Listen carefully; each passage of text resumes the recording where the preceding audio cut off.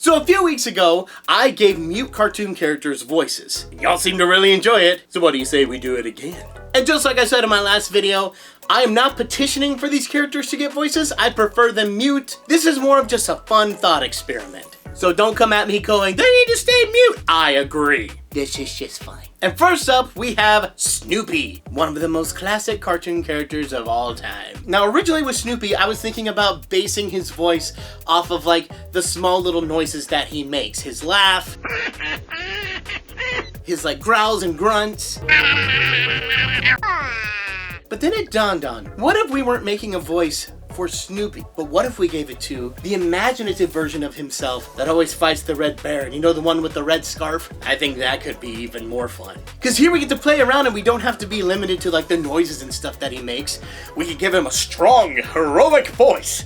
One that he would imagine himself to have in this predicament as he fights against the Red Baron. But I don't want to go too cliche. Like, I want to make it fun and unique for him, so we'll start with the base of this voice and maybe pitch it up a little bit so that it's more fun, but we'll keep that strong, regal undertone. And maybe bring in elements of his laugh, like the little bit of raspiness that he has. But still keep it strong and heroic. Red Baron, it's time for you to go down! My foe at last has been defeated.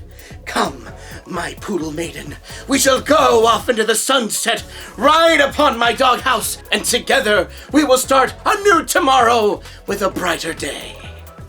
I think that could be kind of fun! Especially if we relegate it to just his imaginary voice. I think that could be a lot of fun. Alright, next voice, we're still sticking with dogs over here. We have Grommit from Wallace and Gromit. And I know I've seen everything Wallace and Gromit, and I don't remember Grommit ever making noise of any kind. Not growls, not grunts, no nothing. So he's definitely more of a blank slate. But I think I'd really want to pair it with Wallace's voice. If Wallace's voice is pretty high, and rather goofy at that, I think we'd want to make Grommit's smarter, more elegant, and definitely something to the opposite of Wallace in that regard. But he is absolutely staying British. It would be a crying shame if I made him anything but British. Better yet, what if Wallace, in this fake scenario, could never hear Grommit talk, but we only heard his thoughts? So like the story would play out identically the way it does now, just we have a little more insight into Grommit's brain, whereas Wallace does not. A little bit of that dramatic irony. I think that's the right word.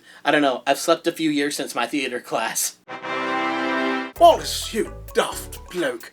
I can't believe you would even assume something like this. Wallace, please tell me you're joking. You can't possibly think that that is a good idea. Please don't. Please don't.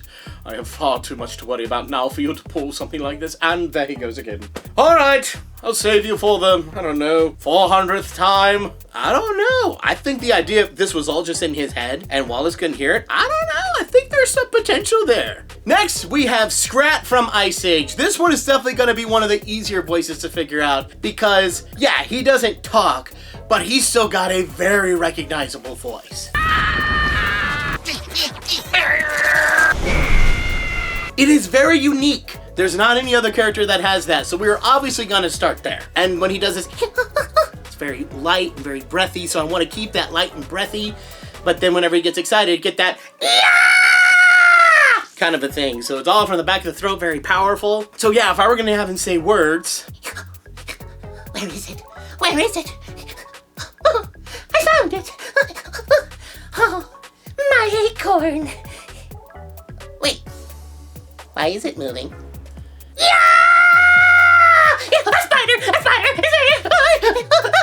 I don't know, I feel like most of it ended up just becoming his screams and grunts anyways, but I don't know. I think the voice may fit. I don't know if it adds any comedy or anything, but it was an experiment that I think made some sense. So far, I like all these voices better than what we did in the last video. Now, last up, I chose the Roadrunner from the Looney Tunes. Now, I'm sure most of you guys are surprised I didn't choose Wile E. Coyote. And that's because, well, Wile E. Coyote actually has a voice. Allow me to introduce myself. My name is Wile E. Coyote. He's got a really, pronounced voice.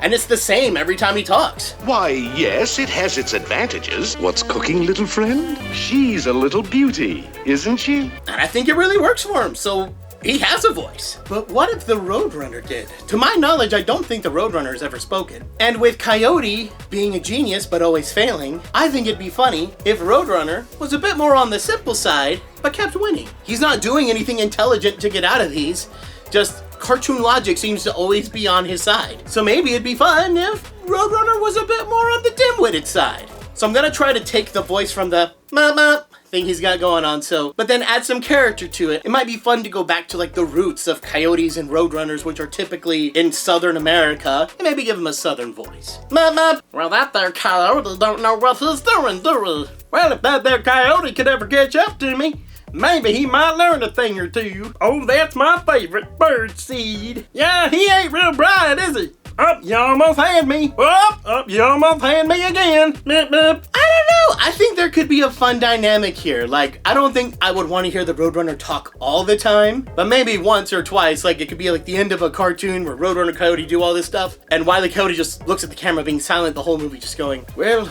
it will happen one day. Then Roadrunner pops up. Nope, I don't think it will. Boo! I don't know, I think that could be fun. Are you guys enjoying these mute voices? And if so, what are some other mute characters I should try to give voices to?